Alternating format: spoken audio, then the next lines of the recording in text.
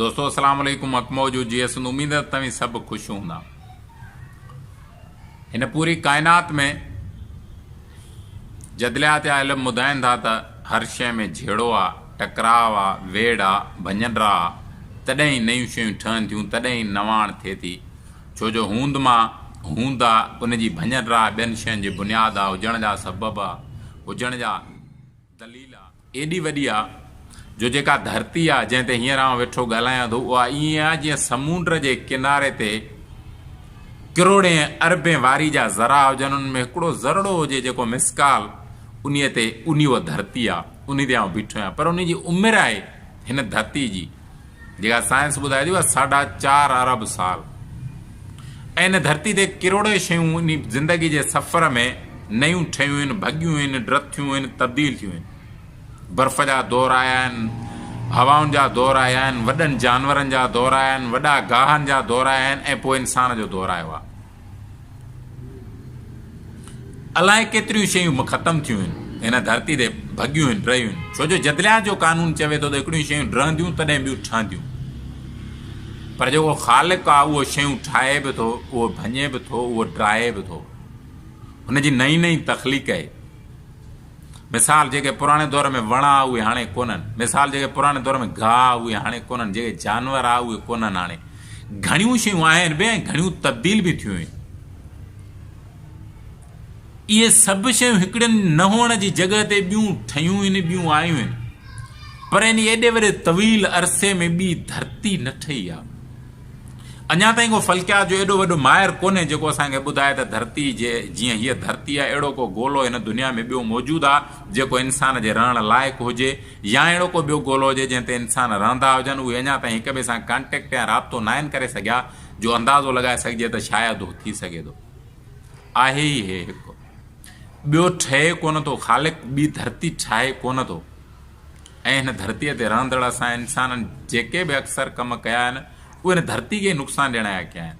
मिसाल तौरु समाजी आलूदगी, उज़ून तह खे तबाह कयो आहे, जंहिंजे रोशनीअ हिननि जा मामला जेके तपश जा, बर्फ़ुनि गिरण जा जेके मामला ठहनि था। अलाए केॾी वॾी असांजे शहरनि में आलूदगी आहे जंहिंमें असां रहूं था, साह नथो खणी सघिजे। फितरत जी सूंहं, सामुंडियूं पटियूं, कचरा, गंद उन्हनि में लाहे उन खे तबाह करे छॾियो आहे। दरिया, फितरत जी ख़ूबसूरतियूं, उन्हनि जा डेल्टा तबाह करे छॾिया आहिनि।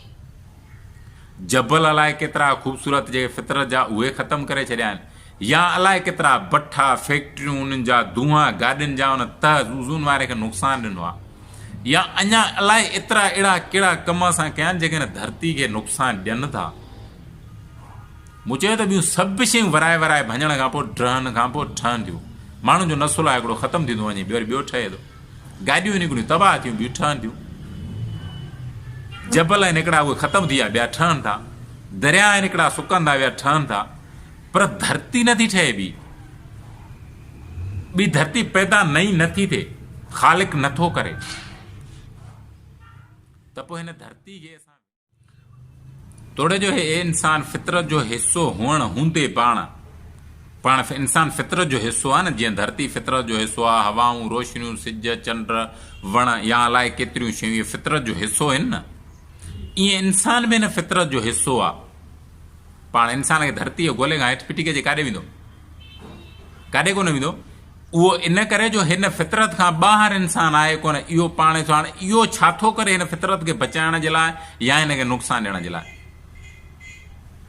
एटम जहिड़ा बम ठाहे छॾिया अथनि धरती ते। जेके बम एटम जा ठहिया पिया आहिनि, इहे जेकॾहिं गॾु फाड़जनि त बि धरती जो गोलो तबाह थी वञे। मिज़ाइल, तोबूं, लांचर या अलाए केतिरा अहिड़ा ज़हरीला गैस, अलाए छा छा ठाहे धरती ते रखियो अथनि हिक ॿिए जी अना लाइ, हिक ॿिए जे मथां इंसान जे कब्ज़े करण लाइ, पंहिंजो पाण वटि घणो सरमायो गॾु करण जे लाइ, पंहिंजी हाकमियत दुनिया जे ॿियनि इंसाननि ते ॼमाइण जे लाइ। उहो हिन फितरत सां वेड़ थो करे, उहो हिन फितरत खे तबाह थो करे। तोड़े जो हिन धरती जहिड़ी ॿी फितरत में अञा धरती ॿिए हंधि किथे नथी ठहे। उहो हिन खे वेड़ थो करे, रुगो इन्हनि पंहिंजे ख़्वाहिशूं, पंहिंजे ज़रूरतुनि ऐं पंहिंजे ख़्याल जी अना जे लाइ।